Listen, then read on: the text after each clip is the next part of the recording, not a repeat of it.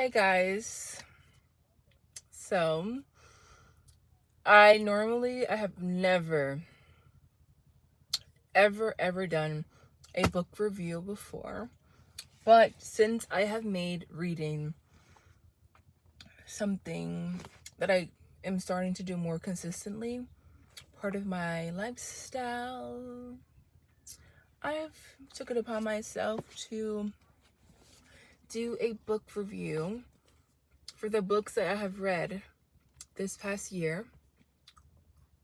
So I guess let's get to it. I'm going to start with the book that I do not physically have with me, which is the Power book. I'm going to include it up there. I would say I got the smaller version, and I really wish I knew the difference between both, but I would say honestly that book really was good. It fits perfectly within my genre of motivational speaking and inspiring people how to correct behaviors in certain ways and patterns to better change themselves. So I would definitely say that book was really good. And I'm actually going to hold on. Okay, to continue on what I was going to say. So the book that I read that I'm first going to speak about is The 48 Laws of Power.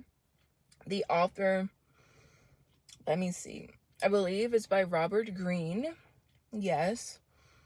And speaking precisely, reading wise, once again, I really wish I had the bigger version because that one is more descriptive and it has like the outlines of each and every 48 laws.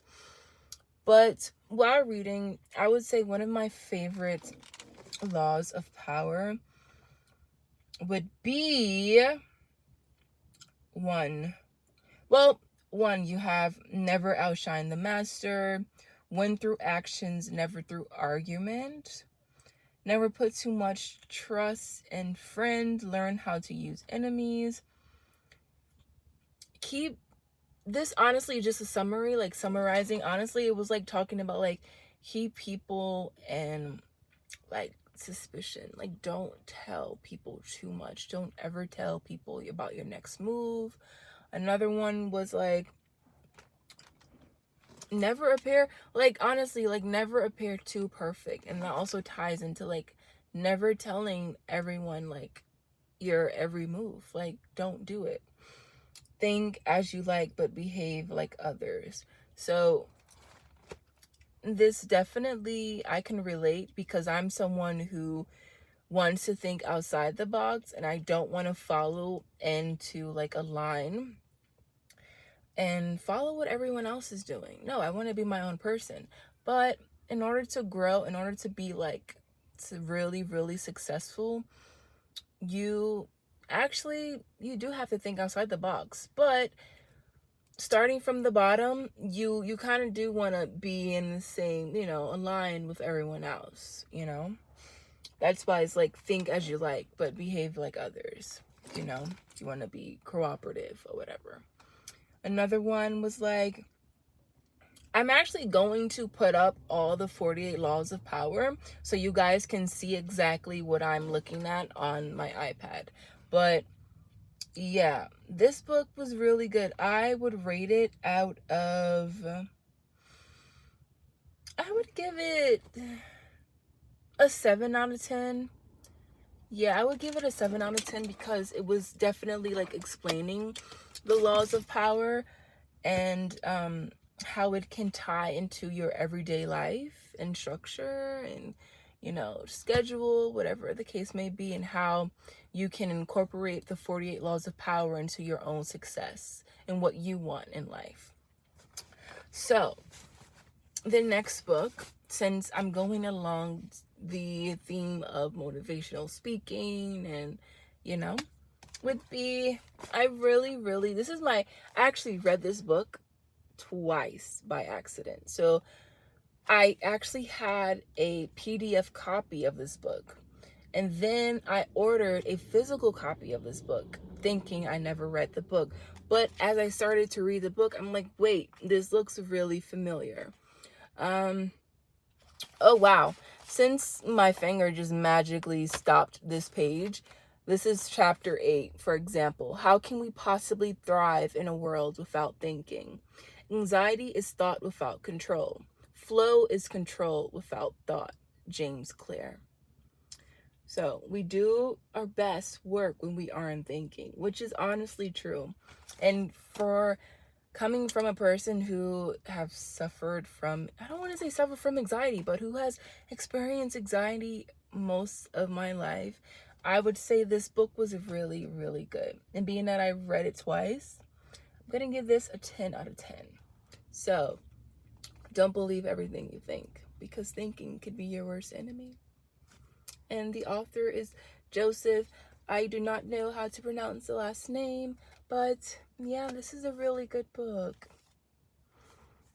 Another book that I read, since we're on the trail of motivational speaking, would be, and it actually matches my outfit today, would be The Let Them Theory by Mel Robbins. So I've been listening to her podcasts and YouTube videos before I even read the book, which is how I got familiarized with the book and what the book entailed.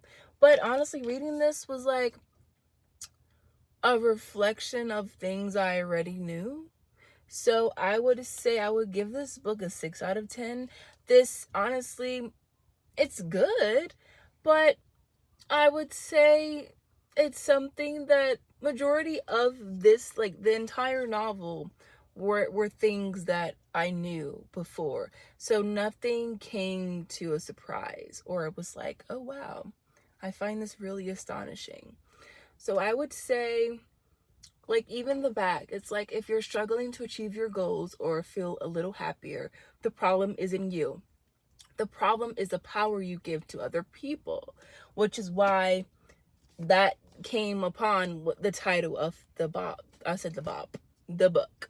The Let Them Theory. So you better let them think how they want to think about you. Let them perceive whatever it is they perceive of you. Let them be. Let them go over there. Let them go over there. Like, let them be, you know? And this, honestly, it was a good book because I read it during a time where I was struggling to forgive. And I was also struggling to let them, you know? So practicing the let them theory is really important. Even though it's something that I already acknowledged and knew about, I wasn't practicing it. So once I read this, I was starting to practice it more, the let them theory, and I gained my power back, gained my control of myself, and not letting other people dictate my emotions, my feelings, my next move. No, because the only thing that I have control of is myself, you know? So let them. Another book that I read, which was really like, it caught me by surprise, because this is outside of my motivational speaking, you know, genre. It is The Wives. Who is the author? Tarryn Fisher. So this was really like, you know, suspenseful. It was a mystery. It was also psychological in a way, which honestly caught me by surprise. And The Wives, honestly, the cover kind of gives off this like, what is this going to be about? What can I expect? You know, I would say what drove me to finish this book was the element of surprise. You know, it wasn't predictable at all. So yeah, it's basically about like a book about one of the wives. She ends up finding out that her husband has other wives. Very strange. And then it goes into like when I say like a psychological warfare, like this person speaking, the narrator, is very distraught and very just like becomes a bit delusional in a sense, you know? So I would say the ending definitely was crazy. I would give this book surprisingly an 8 out of 10. To the next book, which honestly follows my favorite theme of motivational speaking, you know, inspirational advice, would be Women Who Think Too Much by, this is actually by someone who has a PhD, so they know their stuff, they know what they're talking about, okay? So I got this book because I am a certified overthinker, and I just wanted to read something that I can relate to, you know? So I would say this book, honestly, it was generally speaking towards all shapes, all sizes, all faces, all experiences of women. It's not just speaking from one person's point of view. It's talking about women all around. Women who have kids, women who are in the workforce, women who are single, women who are just navigating adulthood. So this book definitely is, relatively speaking, to all types of women. So, and yeah, women who think too much. So I would say this book, like, even I'm just looking at the back because one of the questions that kind of like grasped you in, I would say this could be like a hook maybe, is, do you stay awake at night worrying about your children's needs or strategizing how to care for your aging parents? Do you go over and over the career choices you've made and ones you suspect you'll be faced with in the future? Do you have trouble getting over losses and setbacks? If you answered yes to one or more of these questions, you may be an overthinker. So, definitely talks about, you know, the negative consequences of overthinking and provides practical strategies that any woman can use to free herself of negative thoughts, feelings, and experiences. Because as a woman, I'm only speaking for myself and two other women who I've spoken to, when we overthink, we overfeel, not only does it have an impact on us mentally, but it has an impact on us physically as well, and how we navigate everything around us, which can be really extreme. I know for me, it has been really extreme, which is why many times I just need an outlet to just go on solo dates, fill my own cup, do things for me and me only. So it's okay to be selfish, especially when you're undergoing a lot of stress and overwhelming thoughts and just overthinking, period. So I would say this book, I would give it 7 out of 10. Yeah, I would. But, and I'm currently reading a book right now. I'm almost finished with it. And maybe, I don't know, should I do a review on that one? But yeah, that is all, folks, for my book reviews. Okie dokie. That's all. Until next time, I really hope I wasn't yapping too much, and I really hope I gave some sort of insight into the books that I've read, and hopefully inspired one of you guys to even try reading, or even reading one of those books, because reading is not, I was never a reader before this, guys. Was never a reader. Yes, I do love literature as a, subject in school, but I was never a reader because I was more so a visual learner, where I preferred to watch movies. So I was never that kid that was like, oh my gosh, I read all of the Hunger Game books or all of the Divergent series. No, honey. I was that one kid that was like, I'm not reading that. I'm going to watch it. So as an adult, I'm just learning to navigate the world of literature more.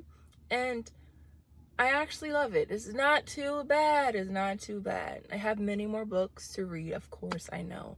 But I'm glad that I'm just building my reading skills up to where I can read fully without falling asleep or feeling like, oh my gosh, this book is so boring, or without reading with a class. But yeah, that's it. Bye.